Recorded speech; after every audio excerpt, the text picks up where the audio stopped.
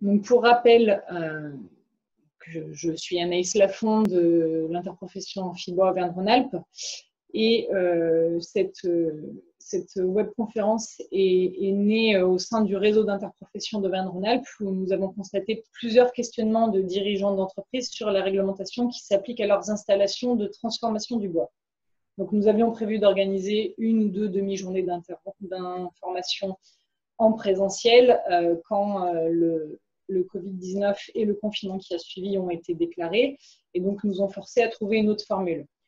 C'est pourquoi nous vous proposons aujourd'hui cette webconférence qui a permis avec le relais des interprofessions d'Auvergne-Rhône-Alpes et le réseau Transbois Région de vous accueillir aujourd'hui et d'avoir donc plus d'une soixantaine d'inscrits cette fin d'après-midi.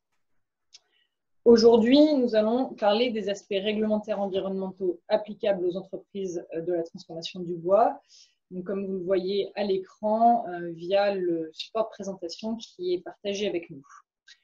Pour cela, je vais laisser directement la main à l'animateur de cette webconférence, donc Vincent Quin du FCBA. Merci. Merci Anaïs. Donc, je m'appelle Vincent Quin, j'appartiens au service environnement de FCBA. FCBA est le centre technique industriel du bois et de l'ameublement à Paris. Voilà, je travaille depuis, on va dire, 20 ou 25 ans dans le domaine des installations classées et bien sûr, plus particulièrement, évidemment, dans celle de la filière bois depuis que j'ai intégré FCBA il y a environ 13 ou 14 ans. Voilà. Alors, on a concocté effectivement un programme sur tous les aspects réglementaires environnementaux applicables aux entreprises de la filière bois. C'est assez dense. Donc, on va, pour certains sujets, passer assez rapidement. Pour d'autres, ça peut en dire un peu plus. L'idée, c'est que vous ayez dans tout cette complexité de textes et puis d'obligations, que vous ayez les idées un petit peu plus claires à la fin. Et puis, bien sûr, vous pourrez poser des questions, comme vous l'a dit Anaïs.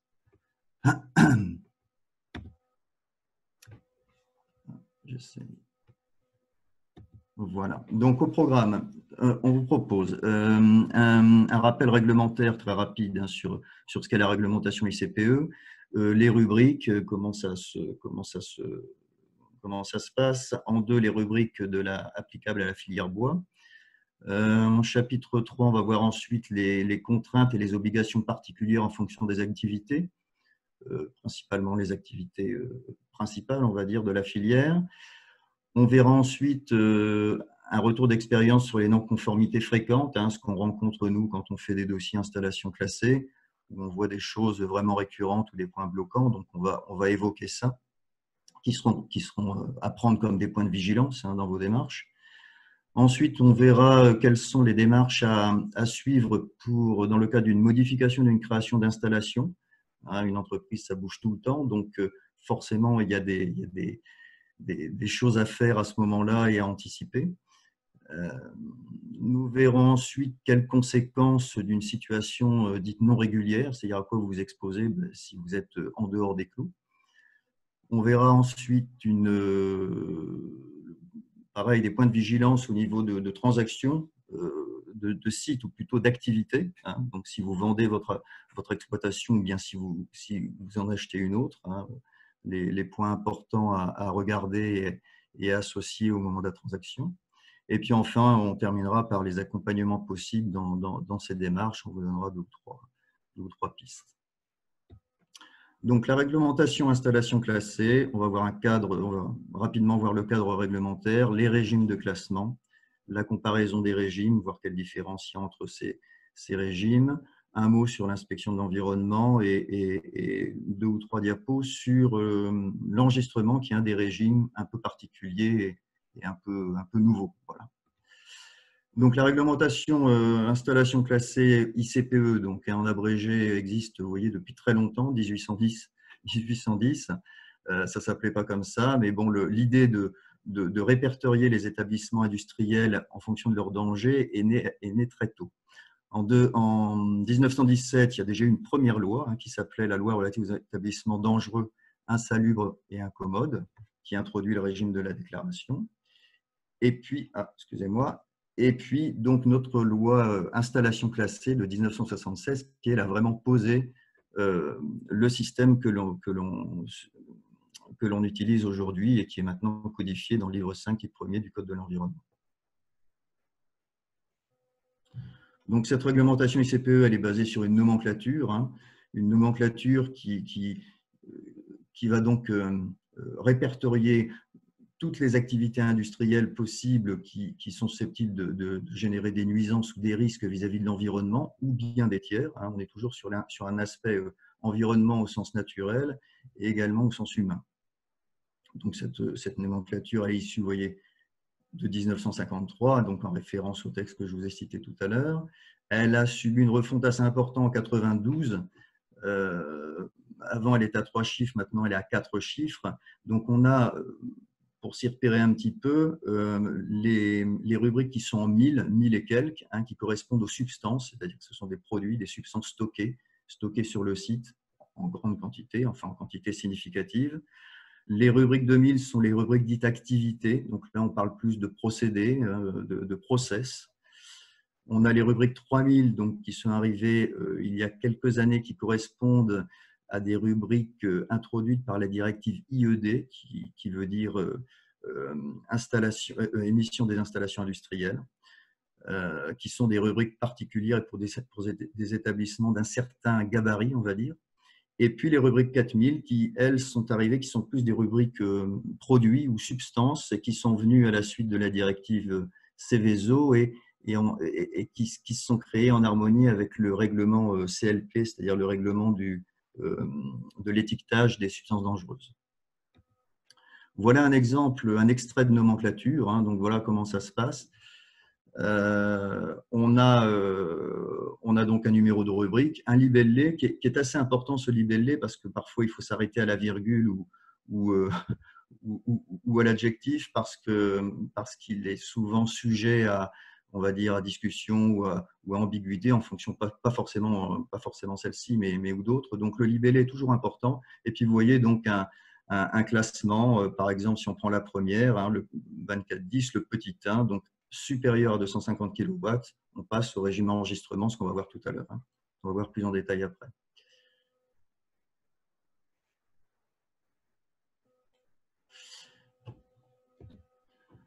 On a 3 régimes de classement. Donc, en fonction de la gravité, on va dire de l'importance, hein, des dangers ou des inconvénients, des nuisances, hein, de l'activité. Donc, un régime de déclaration qui, lui, est quelque chose d'assez simple. Hein. Il existe sur des volumes d'activité assez faibles. Donc, une activité même très modeste, hein, parfois même artisanale, peut passer en régime de déclaration. Et donc, il y a une procédure à faire qui est de déclarer son activité en préfecture et on obtient un récépissé de déclaration. C'est le système le plus simple, on va dire le plus léger. On a ensuite le système enregistrement, régime enregistrement, qui lui est arrivé depuis quelques années, qui est une autorisation, c'est le suivant, mais une autorisation simplifiée, on va dire, ou allégée,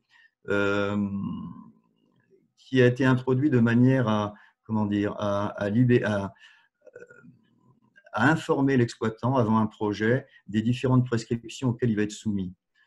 Ce régime d'enregistrement, j'anticipe un peu, mais il sera toujours associé à un arrêté de prescription générale qui lui donnera l'ensemble des prescriptions auxquelles il sera soumis. Donc, il y a une sorte de porter à connaissance, hein, par anticipation de l'exploitant.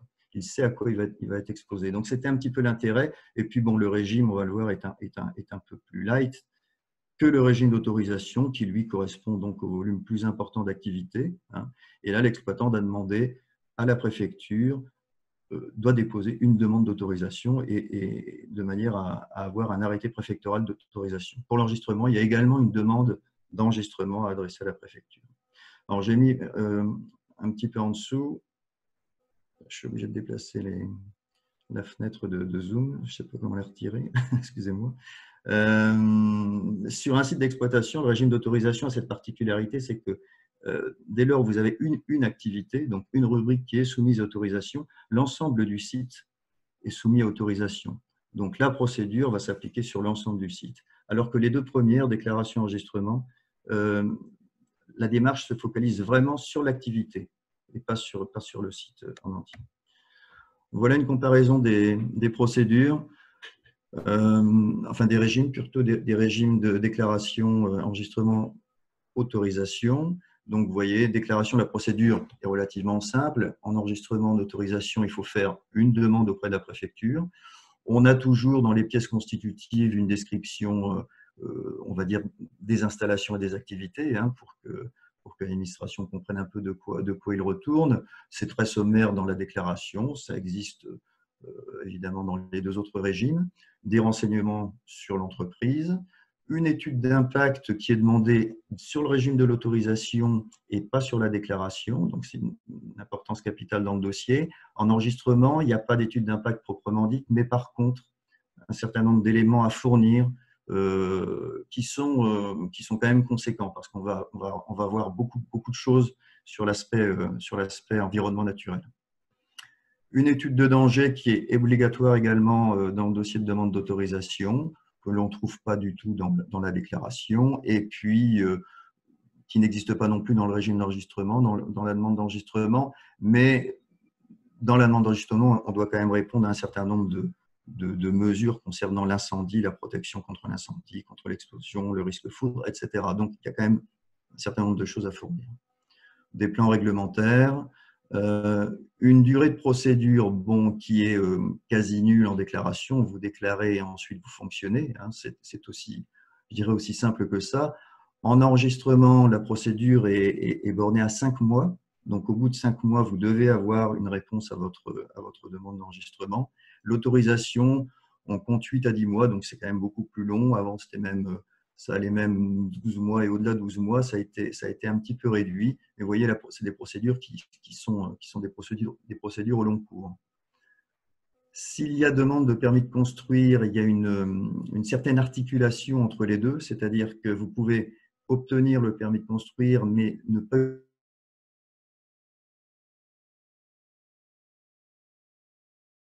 exécuter les travaux tant que au niveau de l'enquête publique, donc il n'y a pas d'enquête publique en déclaration, il y a une enquête publique systématiquement d'autorisation. On ne parle pas vraiment d'enquête publique en enregistrement dans la procédure, mais on a une sollicitation du public. Un passage au CODERST également obligatoire dans le régime d'autorisation. Le CODERST est un conseil départemental composé de toutes les parties, on va dire les parties prenantes, hein, vraiment tous les services administratifs susceptibles d'être concernés par votre demande d'autorisation, plus des associations de protection de l'environnement. Donc il y a un avis qui est donné par ce CODERST dans le cas de l'autorisation. Il n'existe pas dans l'enregistrement, sauf cas particulier qu'on verra tout à l'heure, et puis bien sûr pas dans la déclaration. Donc la législation ICPE, elle confère à l'État des pouvoirs d'autorisation ou de refus, hein, comme on l'a vu tout à l'heure, de réglementation, c'est-à-dire d'imposer le respect de certaines dispositions particulières. Elle a un pouvoir de contrôle et elle a un pouvoir de sanction. Donc tout ça est incarné par l'inspection des installations classées, qui sont des agents, les inspecteurs, pardon, sont des agents assermentés de l'État. Et le plus souvent, donc, vous avez dû être confronté peut-être, c'est l'ADREA, la Direction régionale d'environnement, d'aménagement et du logement. C'est en Île-de-France, la DRIE, et puis dans les territoires d'outre-mer, c'est la DEAL. Voilà. On fait... excusez-moi, je déplace le zoom, les fenêtres du zoom, excusez-moi. On fait juste justement un zoom sur le régime enregistrement avec quelques spécificités. Ce régime enregistrement, il est basé, comme je vous le disais, sur le respect de prescriptions générales qui sont définies par un arrêté. Et cet arrêté, lui, il est spécifique à la rubrique en question de votre activité. Donc, il est applicable pour les installations nouvelles et ou existantes.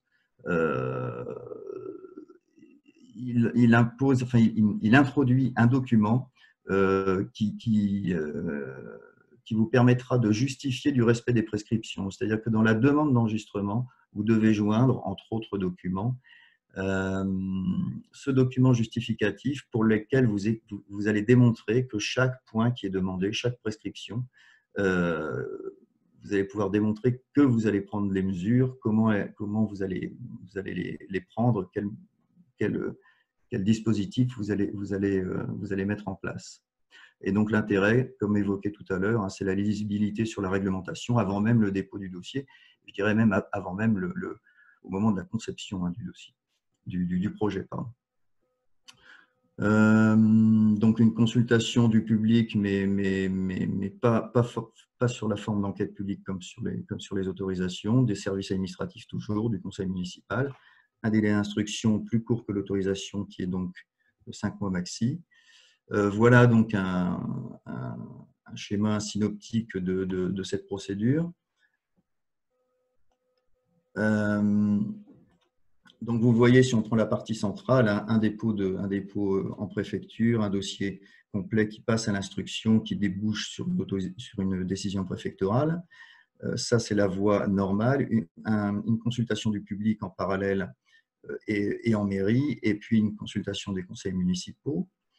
Et si l'on va complètement à droite, vous voyez la flèche je ne sais pas si la mienne de flèche se voit, mais la flèche en pointillé qui part complètement sur la droite, vous voyez que si le préfet estime que la zone est assez sensible d'un point de vue environnemental ou humain, ou bien s'il estime que la zone a déjà pas mal on va dire, d'impact environnemental parce que, par exemple, c'est une zone industrielle qui a beaucoup de choses, ou bien parce qu'il y a des prescriptions que là, l'exploitant, lui, va avoir du mal à respecter et qu'il souhaite avoir des modifications, des aménagements. Dans ces cas particuliers, le préfet peut décider de sortir de cette procédure simplifiée et de reprendre une procédure normale de dossier de demande d'autorisation, ce qui impose donc une étude d'impact. Ce n'est pas écrit dans le synoptique, mais donc c'est étude d'impact, étude de danger. Et ensuite, l'instruction passera forcément également vers une présentation au CODERST pour avoir ce fameux avis du CODERST. Donc voilà pour le fonctionnement général de cette réglementation ICPE. Avec ces 3 régimes, on va voir les principales rubriques de la filière bois, les activités principales, les activités secondaires, les textes associés à ces activités, et puis quelques focus sur le travail du bois, le stockage du bois, la préservation du bois et la combustion.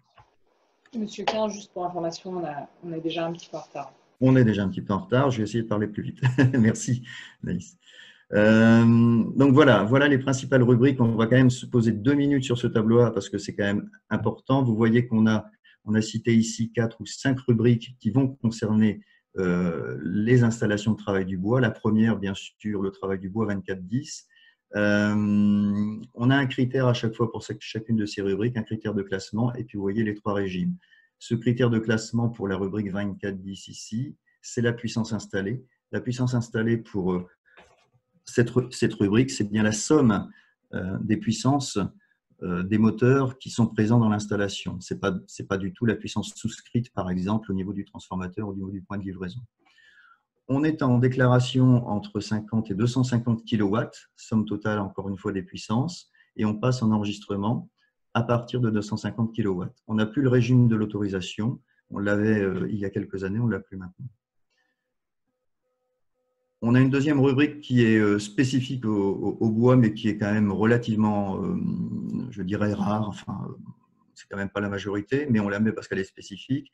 C'est le stockage par voie humide du bois, où là, on est, vous voyez, c'est une activité relativement bien connue et à moindre risque, hein, puisqu'il n'y a pas de régime d'enregistrement d'autorisation, mais simplement une déclaration. Et cette déclaration, elle est à partir d'un volume stocké de 1000 m3.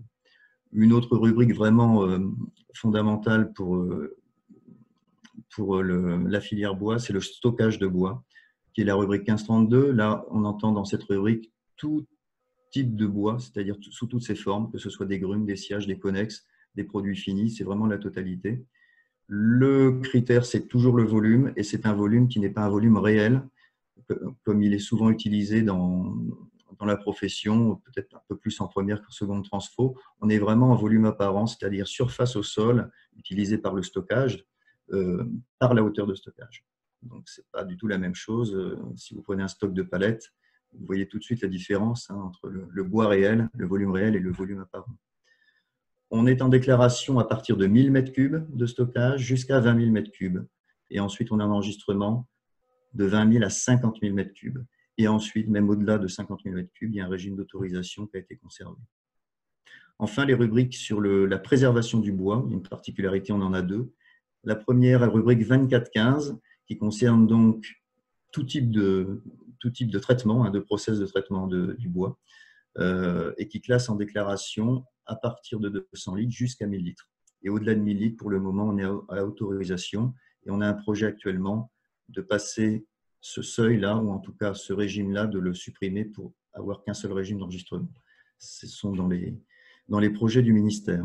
Et puis, on a une autre rubrique qui s'appelle la 3700, qui traite aussi également de la préservation, mais dont le critère là est une production réelle journalière de bois traité. Donc là, journalière au sens quotidien, c'est-à-dire pas lissé sur l'année, pas du tout lissé sur l'année, c'est-à-dire chaque jour, c'est vraiment une production maxi que vous pouvez faire un jour dans l'année. Et cette production, elle est de 75 m3 par jour. À partir de 75 m3 par jour, vous êtes soumis à autorisation. Et là, pour le coup, c'est les deux rubriques à prendre en compte si vous faites de la préservation du bois.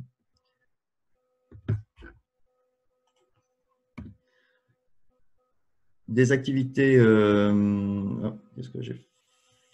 Oui, ça, ce sont les textes associés. On va passer vite parce que ce sont juste des références de texte. AMPG veut dire arrêté ministériel de prescription générale. Vous voyez qu'il en existe pour la déclaration.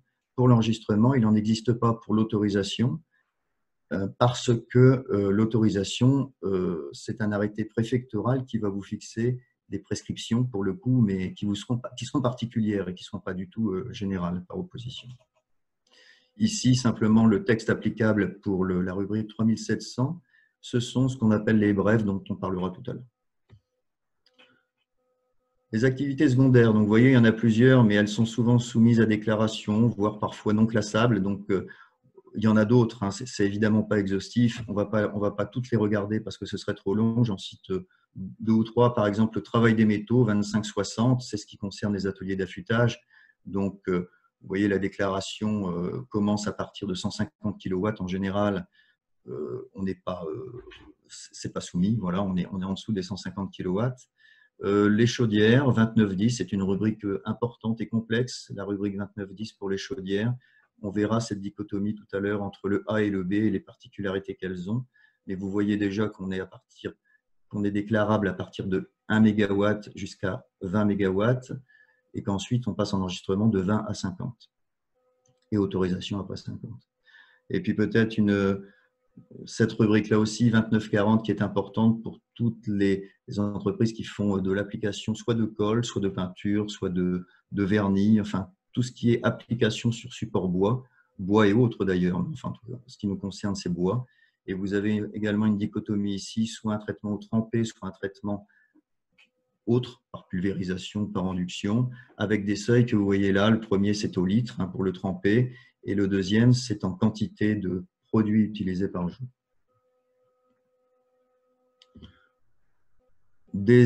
Pareil, des AMPG correspondants pour toutes ces rubriques. J'en dis pas plus, ce sont uniquement des références réglementaires auxquelles il faut se reporter si on a ce type de rubrique. On va voir ici les contraintes et obligations particulières pour quatre de ces activités, donc qui sont extraites directement de ces arrêtés de prescription générale, ces AMPG. Donc, on va aller assez vite parce que, bon, d'une part, c'est assez redondant finalement dans la lecture. Simplement, ça vous donne une idée on va dire de ce que vous allez trouver dans ces textes. Un peu un florilège, si vous voulez. On voit toujours des distances. Donc là, on est sur le travail du bois et donc un arrêté de prescription générale pour la déclaration, c'est-à-dire entre 50 et 250 kW. Une distance d'implantation, des dispositions constructives, mur coupe-feu, des choses de résistance au feu, de comportement au feu des matériaux et de résistance de structure. R15 veut dire résistance de la structure d'au moins 15 minutes, c'est ce que ça signifie. Des classes de couverture, Béruf T3 par exemple, etc. Donc, vraiment des choses assez définies et précises. des exigences en désenfumage, hein, avec des trappes de désenfumage, du cantonnement, l'accès pompier, des rétentions de stockage, il manque un A et d'air de manipulation des produits, et puis des moyens d'extinction. Voilà par exemple ce qui peut être demandé pour une déclaration. Un réseau spécifique pour les eaux pluviales, des VLE, valeurs limites d'émission pour des eaux usées, qu'elles soient, là on parle plus eaux usées industrielles, on n'en a en général pas ou peu dans nos professions. Et puis les rejets atmosphériques pour les COV et les poussières, pareil, on a des VLE. Donc ce sont des comment dire, des prescriptions, mais qui n'imposent pas forcément de mesures au niveau de ce régime de déclaration. Et puis le bruit, pareil, des valeurs limites d'émission. En enregistrement, toujours pour cette même rubrique, mais là, donc au-dessus de 250 kW, on change d'arrêté. Donc là, on a un arrêté spécifique aussi pour l'enregistrement. Donc les choses se durcissent un peu. Vous voyez, 10 mètres des limites de propriété. On va voir des choses similaires au niveau des dispositions constructives, toujours des accès pompiers, du moyen d'extinction. On a cette analyse du risque foudre aussi, qui est obligatoire, hein, dont on parlera tout à l'heure, donc je ne m'attarde pas dessus. Mais en tout cas, ça apparaît dans l'enregistrement. Détecteur de fumée, confinement des eaux d'extinction. Ça, c'est un point assez particulier qui consiste à contenir les eaux que pourraient émettre les pompiers lors d'un incendie d'un bâtiment, par exemple. L'idée, c'est vraiment de les contenir pour pas qu'elles partent dans le milieu naturel parce qu'elles sont potentiellement polluées. Donc, c'est jamais simple. Dispositif de disconnexion sur l'arrivée d'eau. Voilà, des analyses de poussière là, qui sont demandées, donc là spécifiquement, hein, avec une surveillance tous les 3 ans, pareil pour le bruit. Et puis, donc, ce qu'on a évoqué tout à l'heure est quand même très important dans la demande d'enregistrement, c'est ce guide de justification, où là, on va reprendre chacune des prescriptions et on va devoir justifier le fait qu'on va les respecter. On a fait la même chose pour le stockage du bois, rubrique 1532. Donc, vous voyez, là, on est au régime de déclaration. On reprend ce même arrêté de 2016 parce que c'est un arrêté qui concerne plein de rubriques. Donc, pour la 2410, c'était le même. Parfois, il y a des spécificités à l'intérieur de la rubrique, parfois pas. Je passe vite, toujours pareil, distance d'implantation, disposition constructive, désenfumage, accès pompier. Rien qui soit... ça peut varier, je veux dire, d'une activité à l'autre et d'un régime à l'autre, mais on est toujours sur des mêmes thèmes. Des eaux pluviales de voirie, des valeurs limites d'émission à la fois pour le bruit et l'air. Là, on est sur le même arrêté et là, on retrouve la même chose que tout à l'heure parce qu'il n'y a pas de spécificité pour l'une ou l'autre de ces rubriques. En 1532, donc stockage du bois pour le régime d'enregistrement. Ça se complique un petit peu au niveau des distances d'implantation parce que là, la réglementation fait appel à une modélisation de flux thermique de façon à avoir les distances, à définir les distances. Donc là, l'administration ne s'engage pas sur une distance fixe, mais demande à ce qu'elle soit calculée. Des plans de stockage, dispositions particulières pour les poussières inflammables, puisque les poussières de bois, bien sûr, sont explosives, des dispositions constructives, une surface maximum de stockage en stock couvert, en stockage couvert, du désenfumage,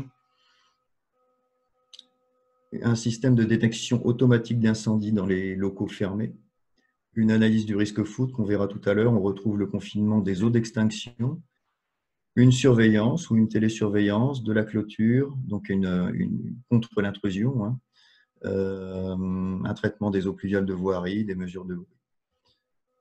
On a pas mal de distances qui sont données dans cet arrêté enregistrement pour les stockages de bois. Vous voyez, on a essayé de les mettre sous forme d'un tableau pour être un peu plus, que ça soit un peu plus lisible. Pour autant, on ne peut pas tout rentrer parce qu'il y a toujours plein de cas particuliers. Mais bon, vous avez, on va pas les détailler, vous avez juste une idée. Vous voyez, entre stockage couvert et stockage extérieur, il y a déjà des choses différentes.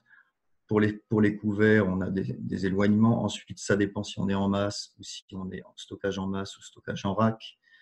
Les stockages extérieurs vont dépendre de du type de bois, si on est plutôt en amont de la seconde transfo, c'est-à-dire en première, ou si on est plutôt en aval, c'est-à-dire si on va avoir ici du bois sec et de sections peut-être plus petites, des choses qui vont être peut-être plus inflammables que ici, on aura du bois en amont, du bois plus humide, de sections plus importantes, etc.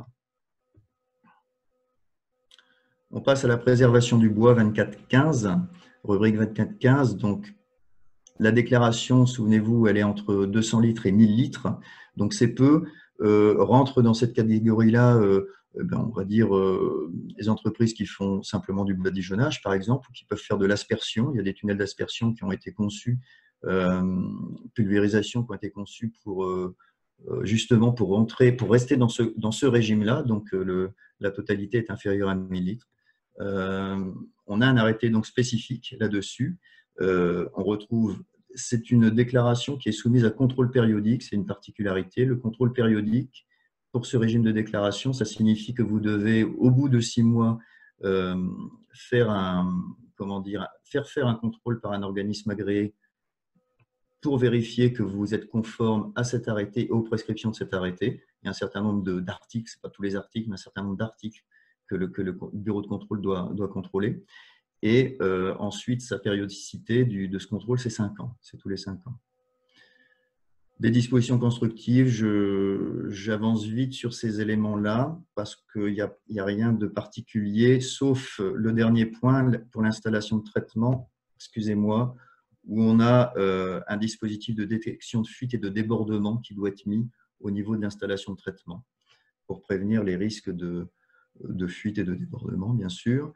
L'activité d'égouttage, si on est sur des bois eau trempée, doit se faire sur une aire étanche à proximité de l'appareil de traitement. L'idée, c'est de ne pas du tout disperser le produit biocide dans lequel on plonge les bois. Une attention qui est demandée aussi sur le transport des bois traités entre leur zone d'égouttage et leur zone de stockage, on va dire un peu plus long. Un isolement du réseau d'eau pluviale pour éviter toute pollution en cas de déversement accidentel. Donc, il y a des spécificités vraiment à cette activité de préservation. Un dispositif qui évite le retour d'eau dans le réseau d'alimentation d'eau potable pour éviter une remontée de solutions de traitement dans le réseau, ce qui est maintenant peu probable avec les installations, mais à l'époque, c'était important. Et puis, cette disposition, de toute façon, est reprise dans beaucoup d'arrêtés maintenant. Une surveillance des rejets à queue, excusez-moi, dont les biocides, c'est-à-dire qu'on va rechercher les biocides pour voir si on n'a pas des biocides qui traînent dans les eaux pluviales, et une surveillance des rejets atmosphériques. Ça, c'est plus lié aux poussières, bien sûr, et au COV, c'est-à-dire que la préservation est très, très associée dans l'esprit du législateur aux composés organiques volatiles. On est encore dans des idées de solutions vraiment solvantées, ce qui est très peu le cas maintenant en France. On a beaucoup de produits qui sont à base aqueuse ou en émulsion.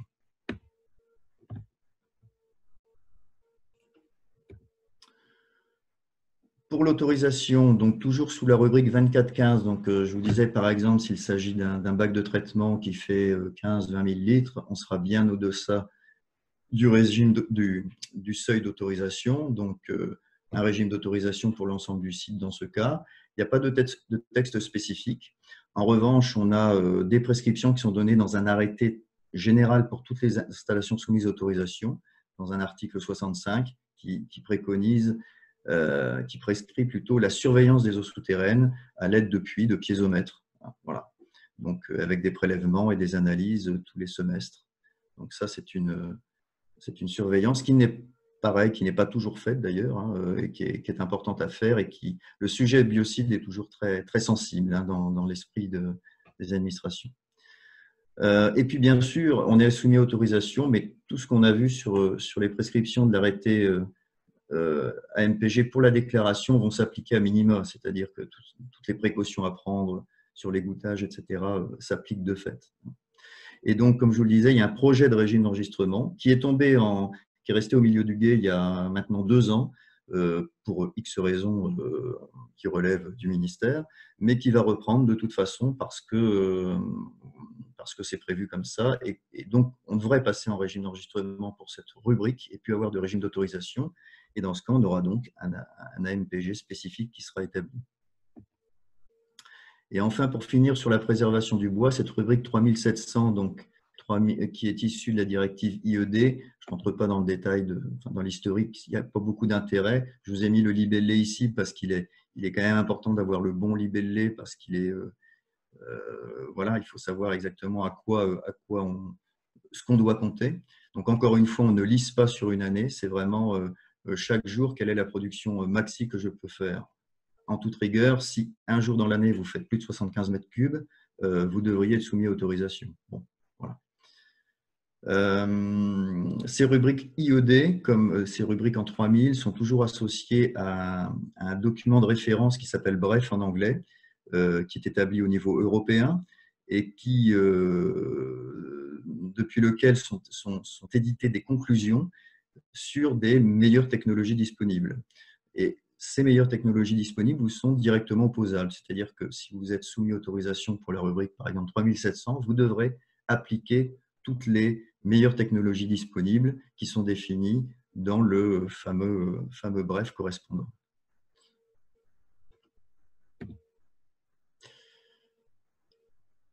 Le fait d'être rubrique, d'être autorisation IED a quelques contraintes supplémentaires. Bon, déclarée en préfecture, ça c'était au moment où elle est sortie, mais de façon à bien savoir à quelle meilleure technologie disponible vous devez vous référer.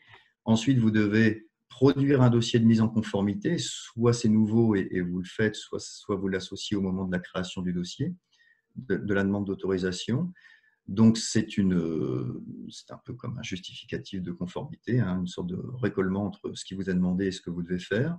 Et puis, un rapport de base qui, là, est une étude hydrogéologique qui va poser un état zéro sur le sous-sol du site sur lequel vous allez poser votre installation de traitement, de façon à voir son évolution et avoir un point zéro. Voilà.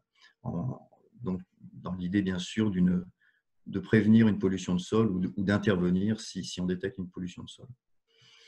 Et puis, cette demande d'autorisation, elle est soumise à évaluation environnementale, qui est un cran supplémentaire qui a été introduit il y a quelques années, qui nécessite donc une étude d'impact un peu plus, on va dire, musclée, un peu plus étoffée. Voilà. Donc, l'arrêté préfectoral d'autorisation et l'issue intègre la rubrique, les prescriptions liées au MTD et puis éventuellement des valeurs limites d'émission qui seront déduites de ces MTD et des brefs, sachant que des valeurs limites d'émission en préservation, on en a peu puisqu'on est en circuit fermé. Voilà. Il n'y a pas d'émission. Vincent, juste une précision, là, on commence à avoir un retard un peu plus important, donc encore une fois, je demande d'accélérer. Merci. D'accord. Donc, je vais aller un petit peu plus vite. La dernière rubrique 2910, combustion. Je vous l'ai dit, on a deux catégories, la 2910A, 2910B. Il est important, si vous avez une chaudière, de savoir quelle sous-division vous allez vous raccrocher. La 2910A correspond à tous les combustibles, on va dire, classiques, charbon, fioul, etc., et y compris la biomasse, dès lors où elle n'est pas polluée, c'est-à-dire tout ce qui est bois issu de Connex peut être introduit là-dedans et vous serez sous ce régime-là. Dès lors, vous avez des déchets de bois, c'est la rubrique suivante. Dès lors, vous avez des déchets de production, mais qui ont pu être transformés, qui ont de la colle, qui ont un peu de vernis, qui ont été un peu traités, etc. Là, vous ne pouvez plus les introduire en 2910A et pour certains même, non plus en 2910B. Il y a une définition de la biomasse pour cette rubrique qui est reprise de la directive IED d'ailleurs, qui est une définition de la biomasse où on vous a listé à la fois les produits et les déchets. Et vous voyez que ce qui nous intéresse, nous, c'est les déchets de bois, à l'exception des déchets susceptibles de comporter des composés organogénés ou métaux lourds. Donc là, on retrouve là-dedans, par exemple, des biocides, qui sont des composés organogénés, des métaux qu'on va retrouver dans des produits de finition, etc. Donc d'emblée, dès lors où vous avez un revêtement, vous avez quelque chose, vous ne pouvez plus brûler dans une chaudière traditionnelle, mais elle aura un régime spécial avec des prescriptions techniques, enfin des dispositions techniques particulières. Vous avez ici un tableau, je vous laisserai regarder donc sur la correspondance entre des exemples de combustible bois, leur correspondance par rapport à la définition de la biomasse et donc le classement ICPE correspondant, si on est en A ou en B. On est sur le retour d'expérience ici, donc des non-conformités fréquentes, comme on les a appelées, donc dispositions constructives. On va voir ce qui se passe au niveau de l'eau, du sol, de l'air, des émissions sonores, des déchets, de la foudre et des phénomènes dangereux. Au niveau des dispositions constructives, elles sont souvent peu connues, donc on l'a vu, ce sont les distances d'implantation, réaction au feu des structures, comportement au feu des matériaux de construction, etc. Donc, ce qui se passe, c'est que pour les installations existantes, ces dispositions souvent ne sont pas modifiables, c'est-à-dire vous avez des bâtiments en place qu'on ne peut pas bouger ou dont on ne peut pas changer le matériau, mais comme vous êtes une installation existante, en toute rigueur, ces prescriptions particulières ne vous sont pas applicables. En fin d'arrêté, systématiquement, vous avez quelles dispositions sont applicables aux installations existantes et lesquelles sont applicables aux installations nouvelles. Un point particulier quand même, c'est qu'une installation est considérée comme existante dès lors où elle est connue de la réglementation. Ça veut dire que si vous êtes en situation non régulière, vous serez considéré comme installation nouvelle. Et donc là, on peut vous demander, je dirais, tout type de l'ensemble des prescriptions applicables aux installations nouvelles. Dans ce cas, vous serez amené à demander une demande de prescription, souvent, une demande d'aménagement de prescription qui risque de vous faire basculer vers la procédure autorisation qui était celle, vous savez, le passage à droite dans le synoptique. Pour les installations nouvelles, eh bien, il est assez simple de prendre d'emblée les dispositions qui sont prévues pour les intégrer vraiment, mais au plus tôt dans le projet, de façon à ne pas avoir de surprise. Au niveau des émissions dans l'eau et dans le sol, donc on a souvent peu de contrôle. Donc là, on vous remet les choses qui reviennent souvent dans les dossiers, qui posent, on va dire, des soucis. Ce pas des gros, mais c'est des soucis quand même. Les eaux pluviales qui ne sont pas traitées, qui peuvent comporter des boues, des traces d'hydrocarbures. Les eaux de lessivage de grumes, par exemple, de parc à grumes ou de mérins ou toute autre essence, on va dire, acétanique, qui crée des soucis de charge organique et de matière en suspension dans les eaux de lessivage, dans les eaux pluviales. Et puis, on a aussi, parfois dans les eaux pluviales ou dans les eaux souterraines, des traces de biocides. Les actions possibles, bon, pour la première, un séparateur d'hydrocarbures, c'est devenu vraiment la règle maintenant. Donc, dès lors où vous avez des eaux de voirie, il faut les traiter. Des eaux pluviales. Dès lors où vous avez des voiries, les eaux pluviales sont à traiter. Dès lors où elles sont sur des surfaces imperméables. Pour les tanins, ce qu'il est recommandé maintenant par expérience, c'est de toute façon d'avoir une collecte spécifique pour pouvoir les traiter de manière spécifique. Et là, pour le coup, de manière physico-chimique. On va précipiter, on va floculer les tanins de façon à mieux les faire décanter. On va gagner et à la fois en matière organique, en charge de DCO, de DDO, et également en matière en suspension. Donc là, il faut s'atteler vraiment au problème, et ça peut être un investissement un petit peu important. Et puis, pour les traces de biocides qu'on peut trouver dans les eaux, ou dans les eaux superficielles ou dans les eaux souterraines, la règle est le stockage sous abri des bois traités, c'est toujours bien préférable. Et puis surtout, avoir un déplacement entre les zones de stockage, de traitement d'égouttage et les zones d'entreposage, idéalement sous abri également, parce que si on a du transport par chariot hors abri et qu'on a un temps pluvieux, par exemple, on a forcément des traces de biocides qui vont se retrouver dans les eaux. Les rejets dans l'air, donc on a dans nos activités principalement les poussières et les COV qui peuvent être recensés, souvent peu contrôlés, il faut le dire, en tout cas en première transformation. Donc on a des émissions de poussière canalisées qui vont sortir des filtres ou des cyclones, des émissions de poussière par envol, parce qu'on a souvent des dépôts de connex, de sueur, de copeaux, selon les cas qui vont être soumis à des vents importants et puis qui vont faire partir des poussières dans l'air. Et puis des émissions de COV aussi qui peuvent exister, si on utilise des produits qui comportent des solvants. Les actions possibles pour les poussières, de plus en plus, on est obligé de les faire analyser. C'est jamais simple sur les cyclones, même sur les cyclophiles, parce que ce n'est pas adapté au mesurage. Les cyclones les cyclophiles sont plus efficaces, sont beaucoup plus performants parce qu'ils sont en général garantis à 1/5 de la VLEP code du travail, c'est-à-dire exposition professionnelle. Donc, on est très, très en deçà de la valeur environnementale. Les cyclones, par contre, un peu moins. Pour ce qui est des poussières diffuses, ce n'est pas vraiment mesurable, mais il y a des protections à faire, hein, des rideaux en plastique, des façades, des couvertures parfois, des dalles. Enfin, il faut un stock vraiment complètement laissé au vent, forcément, va créer tôt ou tard des soucis. Et puis, concernant les COV, on est plus, en tout cas, les mesurer, et si on ne les mesure pas, en tout cas, évaluer la quantité de solvant, faire un bilan de solvant, hein, un bilan de solvant pour savoir quelle est la quantité qui va se retrouver à l'atmosphère à la fin d'une journée ou d'une année, d'un mois ou d'une année. Voilà. On a plein de bonnes pratiques maintenant qu'on le connaît, hein, qui sont bien sûr les formulations aqueuses. On a aussi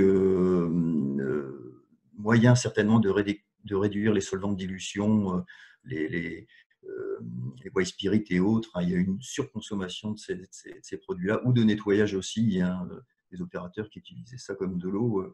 Voilà. Il y a des actions à conduire aussi intéressantes là-dessus.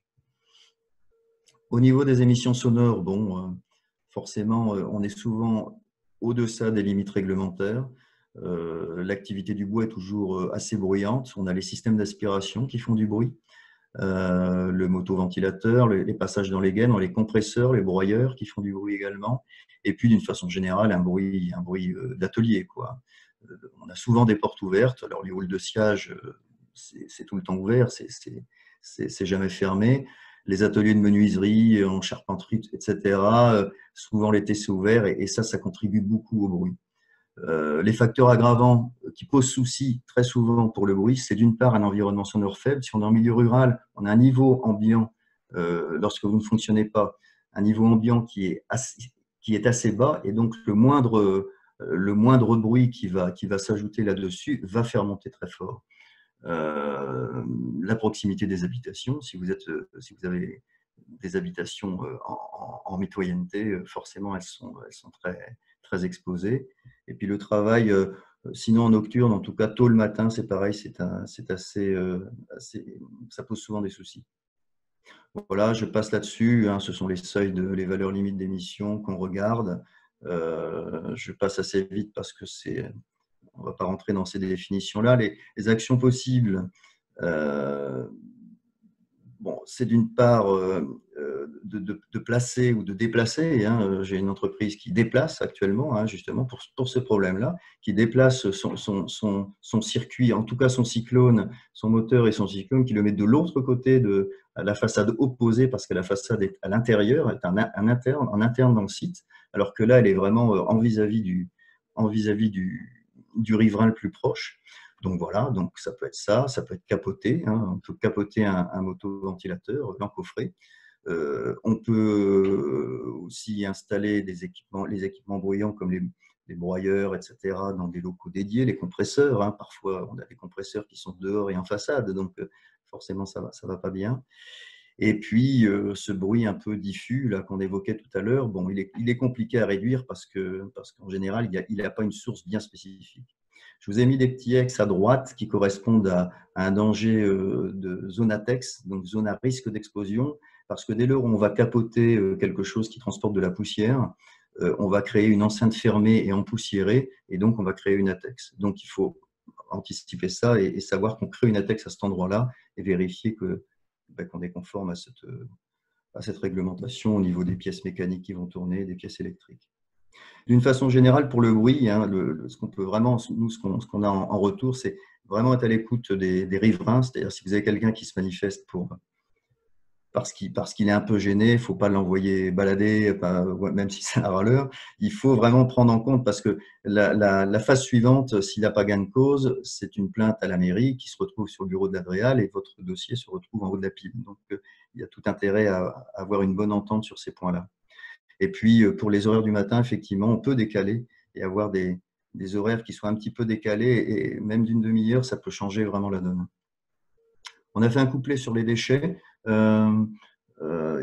Bon, c'est pas vraiment un point de non-conformité, mais bon, il y a deux ou trois points importants. D'une part, les produits connexes. Vous voyez qu'il y a deux catégories.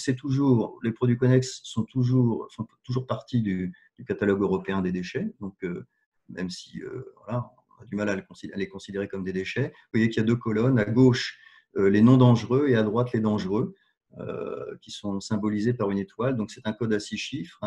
03, 01, 04 avec une étoile, ça veut dire déchets dangereux, et déchets dangereux parce qu'ils contiennent des substances dangereuses. En clair, ça veut dire que si vous usinez du bois qui a été traité ou qui a reçu de la finition, etc., vous allez avoir un produit, un déchet, un connexe qui va se trouver dans cette catégorie 0,4. Et donc, vous avez tout intérêt à ne pas l'associer avec le 0,5 parce que vous allez faire un mélange et finalement vous contaminez votre matériau propre avec un matériau qui va être potentiellement pollué. Donc, cette distinction des connexes est importante entre le bois vraiment propre, c'est-à-dire non revêtu, non traité chimiquement, et puis un bois revêtu. Bon, et hors connexe, on a bien sûr des déchets non dangereux qui sont les déchets d'emballage, les déchets ménagers, etc.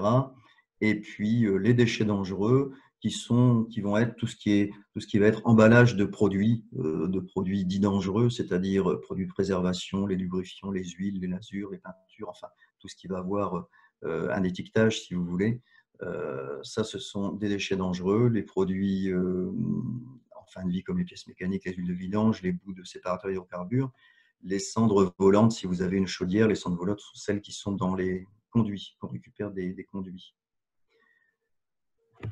Les mesures à préconiser dans le domaine des déchets, c'est de les trier, de stocker de manière sous abri pour éviter qu'ils soient lessivés aux intempéries, sur rétention si vous avez des déchets qui peuvent s'écouler.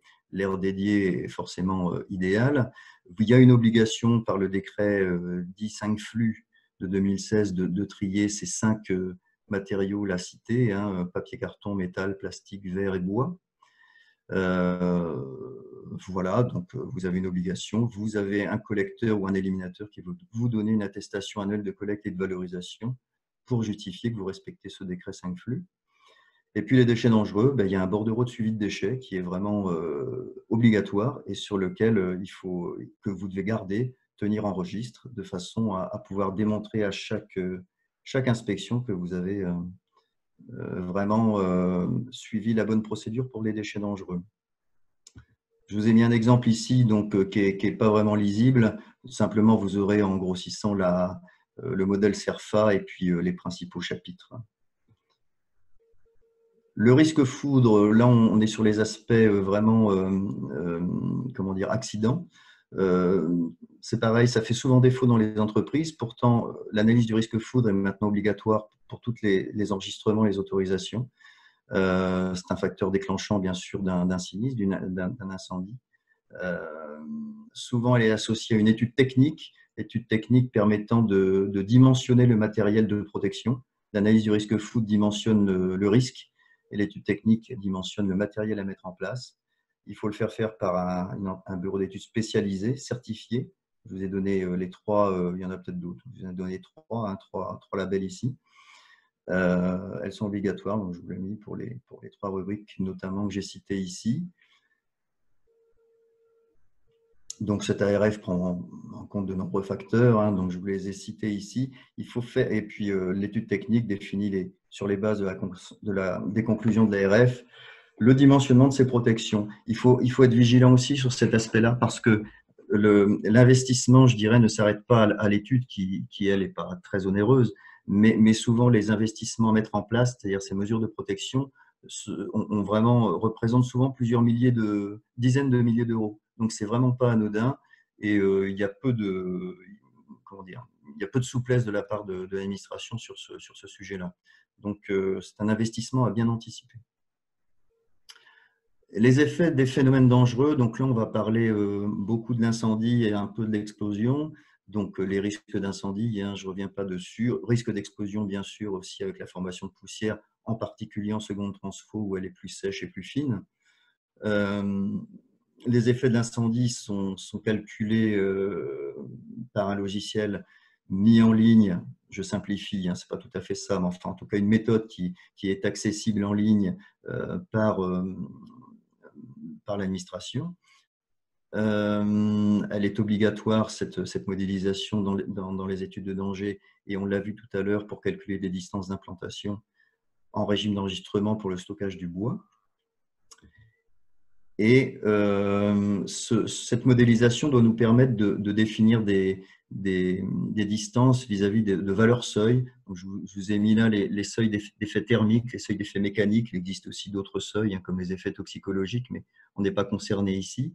Donc, vous le voyez, on a 3 niveaux d'effets sur l'homme. Hein. Le premier qui est, on va dire, le moindre, hein, qui est un seuil d'effet irréversible quand même, mais en tous les cas qui n'est pas létal, voilà, qui ne va pas causer la mort. Et ensuite, les 2 suivants sont des seuils d'effets létaux, et ensuite des seuils d'effets létaux graves et très graves. Voilà, voilà la distinction. Donc, à la fois des effets thermiques liés au rayonnement d'un incendie, et à la fois des seuils d'effets mécaniques liés à une explosion, par exemple, d'un silo, d'un cyclofiltre. Voilà un exemple d'une modélisation incendie. Vous voyez ici, on a cette ligne droite à droite qui est la limite du site. Hein. Un stockage ici en orange avec un rayonnement qui va bien au-delà de la limite de propriété, ce qui n'est pas acceptable. Donc l'action qui avait été faite ici, c'est de poser une palissade, un écran, ça peut être un merlon, ça peut être quelque chose, en tout cas un écran protecteur, un mur coupe-feu, un rideau d'eau, pourquoi pas, et qui va permettre de contenir le rayonnement à l'intérieur du site et qui ne dépasse pas de l'extérieur, et donc c'est une protection directe des tiers en cas d'incendie. On a la même chose sur le risque d'explosion. Pour ce site-là, le rond au centre est un silo de sciure et de copeaux. Et puis, on revoit les 3 cercles en rouge, les 3 seuils rouge, orange et vert. Et au départ, le silo était tout près de la limite de propriété. Et donc, on se retrouvait avec le orange, voire le rouge à l'extérieur du site qui est ici, quoi, sur ce chemin ici. Donc, il a fallu, l'architecte a repris ses plans, enfin, il a fallu déplacer le silo pour, vous voyez, le mettre vraiment en tangentiel, ce qui fait que les effets létaux, le orange et le rouge, sont contenus dans le site. Il ne reste que les effets irréversibles qui sont à l'extérieur du site, et ça a été, entre guillemets, négocié, accepté par l'administration, parce qu'on a démontré qu'il ne passait personne sur ce chemin, ou très peu de personnes. Donc, les actions pour le risque incendie, bon, c'est de réduire l'intensité du rayonnement. Hein. Plus on a des agencements en îlots, en petits groupes, hein. Le but, c'est de diviser le risque, hein. C'est d'avoir des petits bouts plutôt qu'un gros stockage massif. On va réduire les rayonnements. On peut les isoler aussi par des murs coupe-feu, des rideaux d'eau, ou par les espacer suffisamment. En limite de propriété, la limite de stockage, la limite de propriété, on essaye de mettre plutôt les bois forte section, c'est-à-dire que si on met des petites sections limite de propriété, on va avoir un rayonnement beaucoup plus important. Voilà, donc écran physique, c'est la même chose. Et puis ce qui est intéressant aussi pour ces aspects risque incendie et puis également pour l'acoustique, c'est de maîtriser le foncier autour d'un site. C'est une très bonne stratégie sur des sites existants que d'essayer d'avoir des bandes de sécurité, du terrain de sécurité sur le pourtour du site, de façon à être chez soi et à ne pas engendrer de nuisance, ou en tout cas avoir un recul suffisant par rapport aux tiers. Pour l'explosion, par exemple, d'un silo ou d'un cyclofiltre, on peut limiter la taille, forcément, pour réduire les surpressions. Il existe des évents de décharge, des dispositifs de découplage de façon à éviter une explosion secondaire. La seconde explosion est toujours plus importante que la première en termes d'intensité. limiter les effets en limite de propriété. Pareil, une maîtrise des abords, bien diriger les évents des charges, donc qui ne soient pas dirigés vers l'extérieur et vers les tiers. Monsieur Quin, j'ai une question, s'il vous plaît. Oui. Comment vérifier qu'on est conforme quand on crée une ATEX?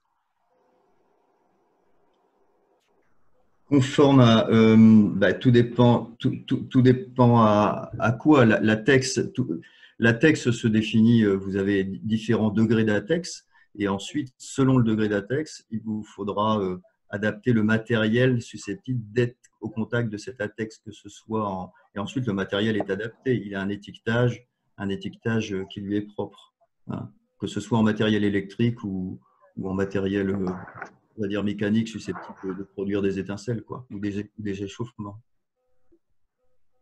Donc la démarche, si vous voulez, c'est d'une part de voir dans quelle catégorie d'ATEX on se trouve. Si c'est une ATEX a priori poussière, hein, 20, 21 ou 22, ce sont des niveaux d'ATEX différents. Hein. 20, on est en situation ATEX permanente en conditions normales de fonctionnement, alors que 22, ça va être de manière accidentelle.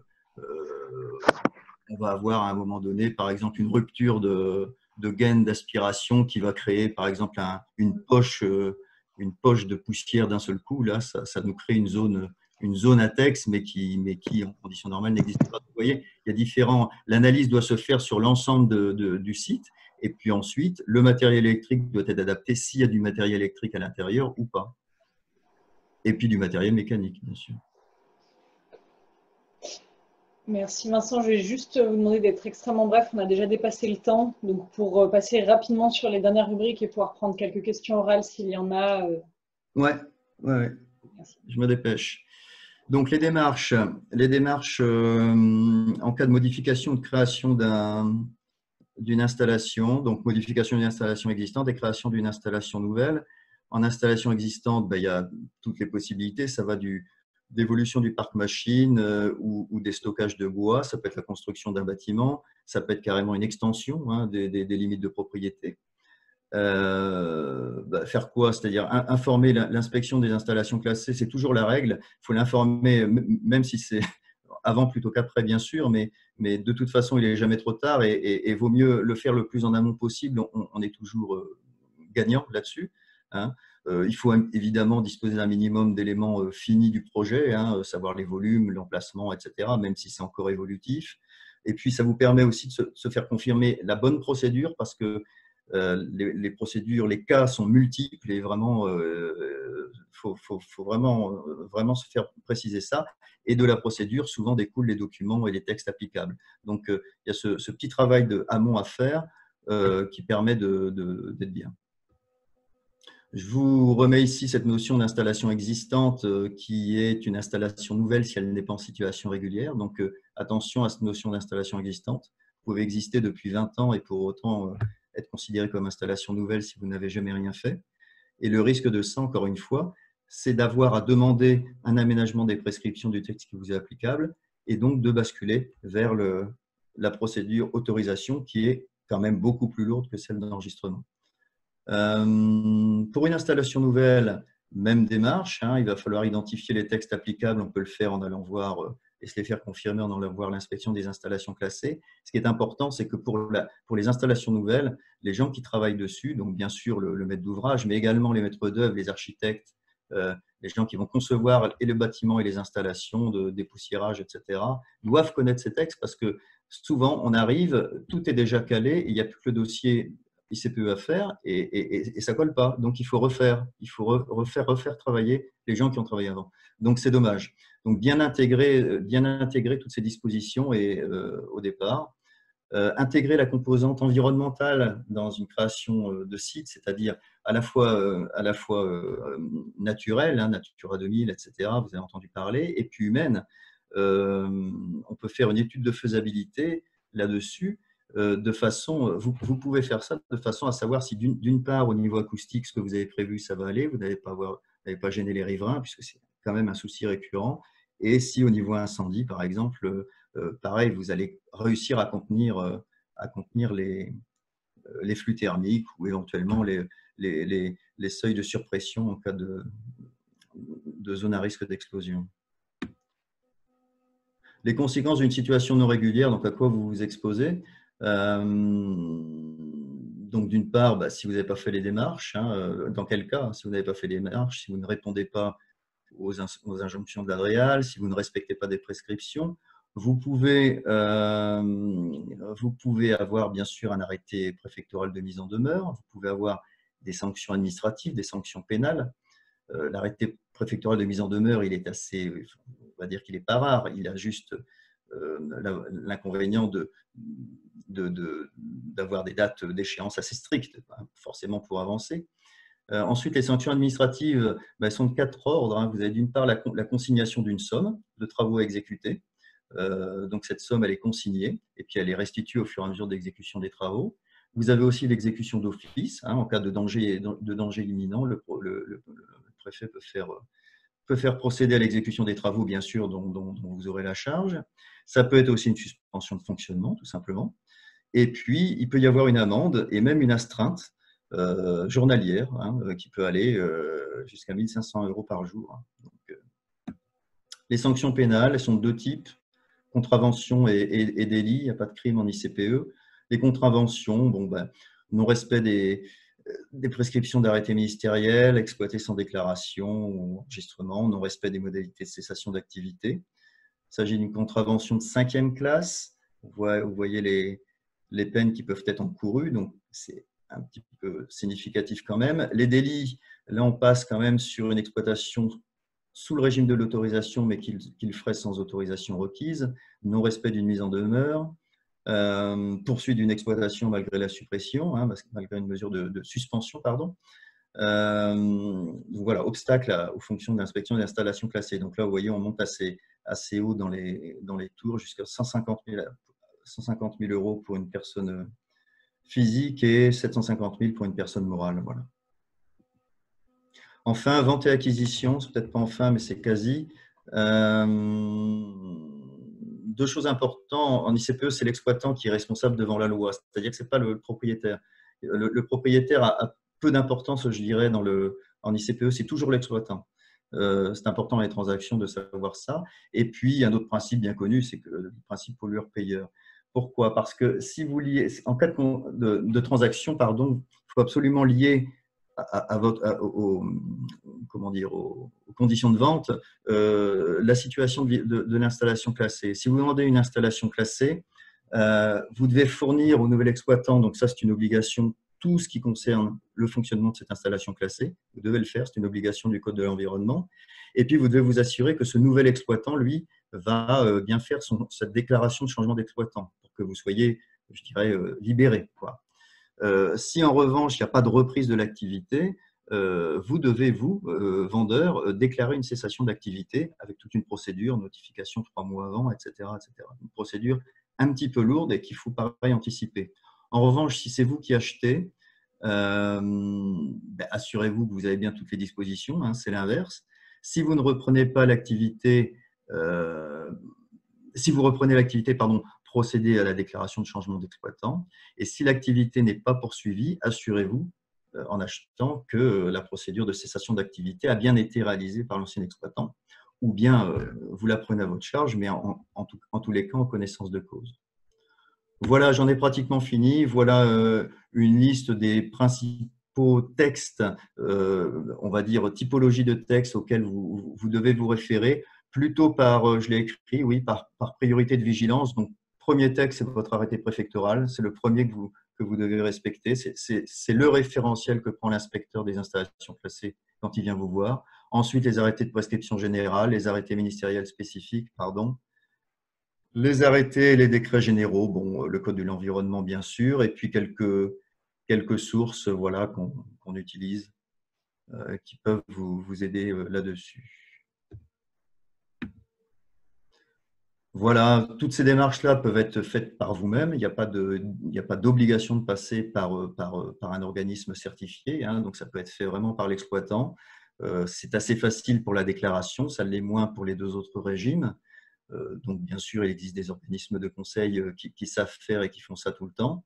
Il y a un intérêt certain à faire un diagnostic environnemental quand vous ne savez pas et que vous savez que votre site va évoluer. Faites un point, un état zéro, faites un point en faisant faire un diagnostic environnemental, savoir à quoi vous êtes soumis, est-ce que vous avez dépassé, pas dépassé. Enfin, c'est un bon point de départ et ça peut être valorisé ensuite de toute façon dans la démarche suivante. C'est-à-dire que les informations qui seront fournies dans le diagnostic seront réutilisables dans le document que vous aurez à produire par la suite, quoi. Et puis, on a des opérations collectives, bien sûr, qui peuvent être réalisées en région, par exemple. C'est assez intéressant d'avoir un retour multisource, quoi, de plusieurs sites, parce que vous le voyez, les problèmes sont toujours un peu les mêmes et parfois c'est pas mal de mutualiser peut-être les mesures pour mieux réagir et mieux se diriger vers en tout cas tendre vers une conformité. Voilà. Effectivement, pour prendre le relais sur ce point, des opérations collectives sont possibles selon certains besoins des entreprises. Pour ça, je ne peux que vous encourager à contacter votre interprofession pour faire remonter vos besoins. Et en fonction de ces remontées, en ce qui concerne en tout cas la région Auvergne-Rhône-Alpes, nous pouvons mettre en place des actions en petits collectifs qui permettent effectivement de mutualiser les informations, d'échanger et potentiellement de réduire les coûts. Donc voilà, n'hésitez pas à faire connaître vos besoins, soit par retour de mail, par téléphone directement ou via le questionnaire que l'on va vous envoyer suite à cette webconférence. Et on essaiera de vous accompagner au mieux sur ces questions. Merci Vincent. On peut prendre quelques questions à l'oral ou toujours via le système de messagerie instantanée de ce système de visioconférence. Donc, n'hésitez pas, si vous avez une question, à rebrancher vos micros ou à écrire un petit mot sur le système de visioconférence. Je vois qu'on a un premier remerciement qui vient d'arriver, peut-être quelqu'un qui nous a suivis et qui ne peut plus rester au-delà de cette heure limite.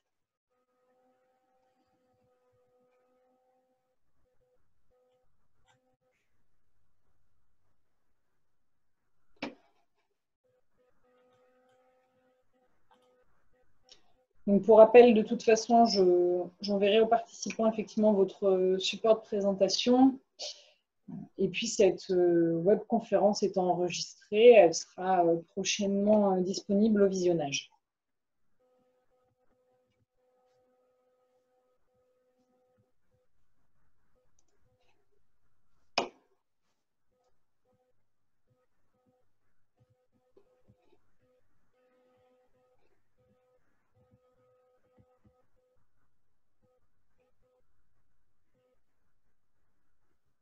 Oui, donc une question là que je vois poindre. Bonjour, les normes et les VLE sont évolutives?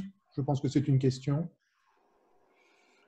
Oui, bien sûr, oui, tout à fait, oui. Ben, oui, que dire là-dessus? De toute façon, on s'applique comment dire, au moment de la démarche. Donc, si vous créez par exemple une installation, vous allez appliquer les normes en vigueur et les valeurs limites d'émission également en vigueur. Ensuite, dès lors où vous avez un nouveau texte qui sort et qui va revoir, ça a été le cas par exemple beaucoup pour la rubrique combustion 2910, vous avez des échéances, c'est-à-dire les installations existantes, encore une fois, dans le bon sens du terme, les installations existantes ont un certain temps pour pouvoir se conformer à ces nouvelles VLE. Ça peut être 2 ans, 3 ans. Il y a des échéances qui sont parfois assez longues parce que l'administration a bien compris que ça ne se faisait pas du jour au lendemain. Donc, oui, bien sûr. Pour autant, encore une fois, vraiment le document de référence, ça reste l'arrêté préfectoral d'autorisation. C'est vraiment ça, enfin, ou d'enregistrement si vous en avez un. Ensuite, si c'est que de la déclaration, effectivement, il faut avoir suivi le dernier texte qui s'applique aux déclarations. Mais si vous avez un enregistrement, un arrêté, il faut vraiment suivre votre arrêté. On ne vous reprochera jamais, je crois, enfin, un inspecteur ne vous reprochera pas d'avoir suivi votre arrêté et de ne pas avoir suivi un texte qui vient de sortir. Voilà. Bon. Prolongement de cette question, étant donné qu'effectivement les normes et les VLE sont évolutives, est-ce qu'il existe des dispositifs, des aides financières, des subventions pour se faire accompagner, pour suivre ces évolutions justement? Ça peut exister. Le réglementaire, comment dire, la conformité aux normes fait rarement, de ce que j'en connais, en tous les cas en environnement, fait rarement l'objet de subventions. Hein, les subventions sont toujours pour innover, pour améliorer. Donc, on en a parlé avec l'équipe de la FIBO la dernière fois. C'est peut-être plus le cas en sécurité, pardon, en sécurité. Mais en environnement, les aides pour se conformer, je ne sais pas moi, pour par exemple mettre un filtre supplémentaire sur une aspiration pour respecter la valeur limite d'émission, je pense que c'est compliqué. En tous les cas, s'il y en a, elles sont au niveau de l'ADREAL, un autre service de l'ADREAL. Donc, il faut le tenter. Mais j'ai pas d'expérience, j'ai pas de retour d'expérience sur le sujet. Moi, je n'ai jamais eu de subvention chez des entreprises que j'ai pu accompagner pour ces aspects-là. Justement, pour revenir, même si pas une aide ou une subvention directe, une des solutions pour baisser ses coûts, c'est effectivement la mutualisation lorsque c'est possible sur certains sujets et de pouvoir travailler en petit collectif, ce qui peut être le cas notamment via le réseau interprofessionnel. Oui, à moins que vous ayez un complément à apporter, excusez-moi. Non, excusez-moi, non. Une autre question assez pointue. L'arrêté du 4 septembre 2014 de la rubrique 2410 est-il applicable pour une scierie déclarée avant cette date, avant le 4 septembre 2014? Eh bien, déclarée, si elle était juste déclarée, tout dépend de son statut, quoi. Tout dépend si elle est, si elle était déclarée soumise à déclaration, soumise à autorisation. Si elle était soumise à déclaration, l'arrêté du 4 septembre, logiquement, ne s'applique pas puisque c'est pour le régime d'enregistrement. Donc, j'ai peut-être pas tous les éléments. Ce qui est sûr, c'est que, comment dire, si l'entreprise, si l'exploitation était en situation régulière, donc elle a déclaré son activité, ok, et que son volume n'a pas bougé, bon, il n'y a rien à faire. Si son volume a augmenté et qu'elle est en situation régulière, elle va basculer en régime peut-être d'enregistrement, et donc auquel cas, cet arrêté lui sera applicable, mais en tout cas pas sur les rubriques. Elle n'aura pas de démarche à faire de demande d'enregistrement, si vous voulez. Je ne le pense pas. Ou alors il y aura une démarche de demande d'enregistrement, mais il y a une notion qu'on n'a pas abordée, mais de toute façon on ne peut vraiment pas tout aborder, c'est la notion d'antériorité, de bénéfice de l'antériorité. Si cette entreprise était en situation régulière, elle avait 1 an à partir de 2014 pour faire sa déclaration du bénéfice de l'antériorité auprès de l'ADREAL, et auquel cas, elle continue à fonctionner telle qu'elle l'était. Si en revanche, elle n'a pas fait ça, elle risque d'avoir une demande d'enregistrement à faire. Et à ce moment-là, l'application des différentes prescriptions sera un peu compliquée parce que cet arrêté de prescription générale, lui, s'applique en fait aux installations dites nouvelles, quoi. Il n'y a pas justement, comme dans les autres, ce calendrier pour les existantes et pour les nouvelles. Donc, c'est vraiment un cas particulier à voir avec l'administration. Très bien. Autre question justement avec l'administration. Comment réagit la DREAL si l'entreprise a fait une simple déclaration alors qu'en fait, elle était soumise à enregistrement? Elle s'est peut-être trompée dans le calcul des volumes de stockage de bois, par exemple. Disons que c'est pas bonne foi. Honnêtement, enfin bon, après, tout dépend dans quelle proportion, quoi. Voilà. Mais, si par exemple, effectivement, elle s'est trompée dans le calcul et qu'elle a pris le volume réel au lieu de prendre le volume géométrique, bon, il va y avoir simplement une demande de l'Adréal de régulariser sa situation. Hein, c'est le terme consacré. Donc, il n'y aura pas de, de ce que j'en pense, évidemment, hein, il n'y a pas de, il y a toutes les conditions possibles. Mais sur un truc comme ça, il n'y a pas de sanction. C'est juste, attention, vous devriez être soumis à enregistrement. Vous n'avez pas fait la démarche requise, donc faites-la maintenant. Peut-être que va y avoir un délai précisé, mais voilà. Après, si c'est une grosse erreur, si c'est un stock, bon, évidemment, c'est un stock très très important et que et qu'on a voulu le passer en simple déclaration, bon.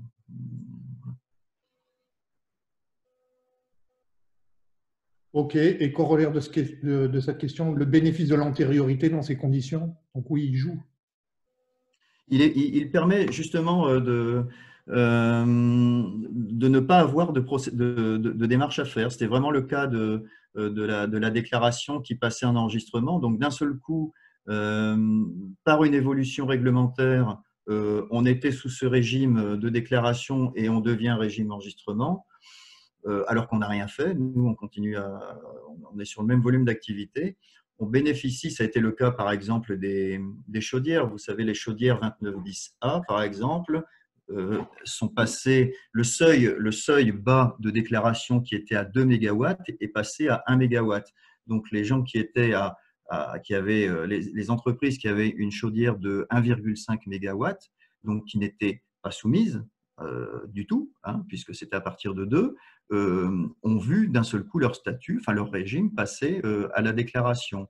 Donc ce bénéfice de l'antériorité permet, en déclarant, et on a 1 an à la date de parution, après la date de parution du texte en question, du décret de modification de rubrique, 1 an pour se faire connaître auprès de la préfecture en disant voilà, j'ai une installation qui était en déclaration, qui est soumise maintenant à enregistrement, et donc vous continuez à fonctionner. Vous aurez peut-être des prescriptions complémentaires qui vous seront données par l'Adréal, mais en tous les cas, vous ne tombez pas sous le coup d'un dossier de demande d'enregistrement à produire parce que la réglementation a changé.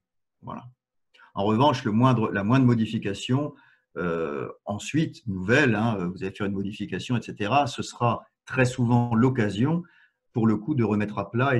Mais en tous les cas, ça vous permet, si vous ne bougez pas, ça vous permet de continuer dans les mêmes conditions, on va dire, que vous le faisiez, sauf peut-être, bon, c'est pas interdit d'avoir quelques prescriptions complémentaires pour s'il y avait des choses vraiment à actualiser par rapport à l'ancienne déclaration.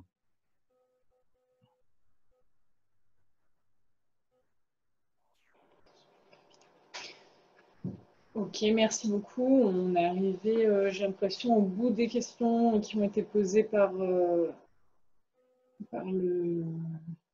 chat de cette webconférence. Vous n'hésitez pas a posteriori, bien entendu, si d'autres questions vous viennent, à nous les faire parvenir. Il me reste à vous remercier tous. Donc, bien sûr, merci à Vincent et merci à vous, l'ensemble des participants, d'avoir suivi, voire interagi sur cette webconférence. Et puis, je vous donne rendez-vous via le questionnaire en ligne que je vais vous envoyer, ou peut-être prochainement pour une autre de ces webconférences qui pourrait être consacrée au sujet donc, de la réglementation qui s'applique à la sécurité des travailleurs sur site, toujours de ces industries de transformation du bois. Et donc, je vous souhaite une bonne soirée et je vous dis à bientôt. Au revoir. Merci à tous. Au revoir.